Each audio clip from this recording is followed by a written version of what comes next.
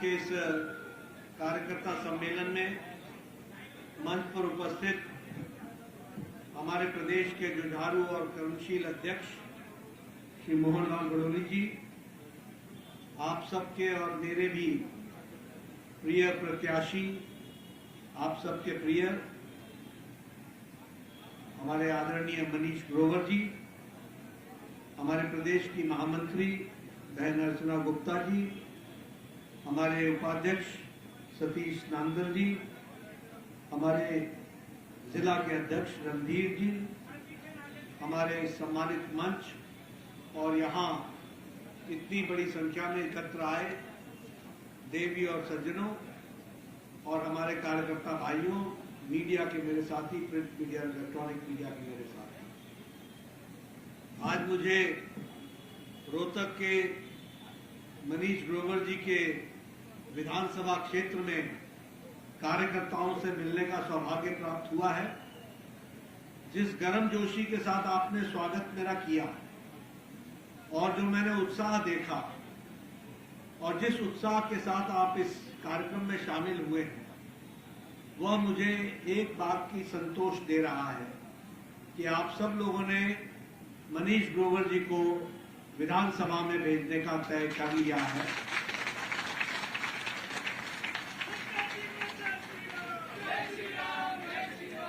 मैं आपकी तालियों की गड़गड़ाहट से भी समझ जाता हूं कि आपने मेरी बात को कितना तायद किया है।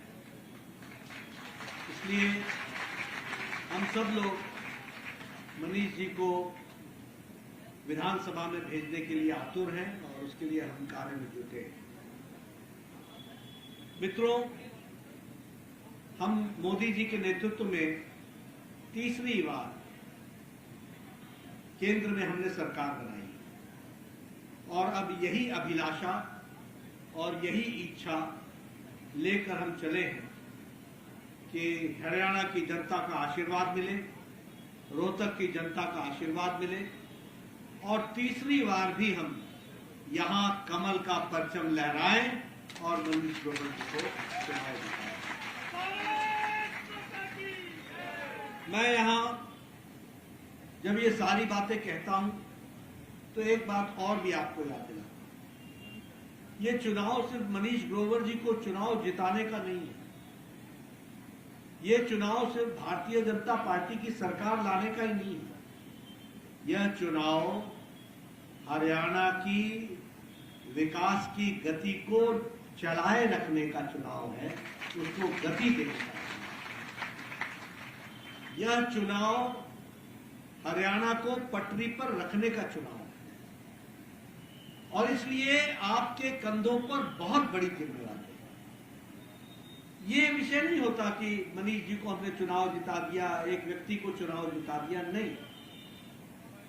ये व्यक्ति तो कमल के प्रत्याशी है और कमल के प्रत्याशी है तो जो भारतीय जनता पार्टी कहेगी वो काम तो करेगी ही करेगी। लेकिन मनीष जी को इसलिए जिताना है क्योंकि हरियाणा के विकास में कोई गतिरोध ना हो, वह गति बनी रहे, इसको हमको सोचना है। और मैं हमेशा एक बात बोलता हूं कि देखो, उजाले को रखना हो तो अंधेरे की त्रासदी को हमेशा पहचानना। अच्छा समय बना रहे ये अगर चाहते हो तो बुरा समय क्या होता है इसको हमेशा याद रखो। अब बहुत से ऐसे लोग होंगे जो पहली बार वोट दे रहे होंगे, आप कार्यकर्ता हैं, आपको उनसे बातचीत करनी पड़ी होगी, लेकिन 10 साल पहले वो 8 वर्ष के होंगे, उनको पता नहीं होगा, वो दिन उन्होंने नहीं देखे होंगे, उनको याद नहीं होगा कि कैसी सड़कें होती थी, सड़क में गड्ढा होता था या गड्ढे में सड़क होता थी। उनको नहीं मालूम होगा कि 20-20 घंटे गांव में बिजली बंद रहती थी। उनको नहीं मालूम होगा कि किसान के खेत में पानी नहीं पहुंचता था। उनको नहीं मालूम होगा कि हरियाणा की छवि पर्ची और खर्ची पर सरकार में नौकरियां मिलने की सरकार हुआ करती थी। उनको नहीं मालूम होगा कि लोग सजा याफ्ता हो गए सिर्फ पर्ची पर नौकरी देने के कारण। उनको नहीं मालूम होगा कि साधारण परिवार से आने वाले को भी कभी नौकरी लग सकती है। ये उनको पता तब चला होगा जब 10 साल पहले हमारी सरकार आई, तब उनको जाकर पता। इसलिए उन्होंने बुरे दिन देखे नहीं, इसलिए उनको इसका एहसास कराना। और इसीलिए मैं आपको भी कहता हूं, आप बताइए,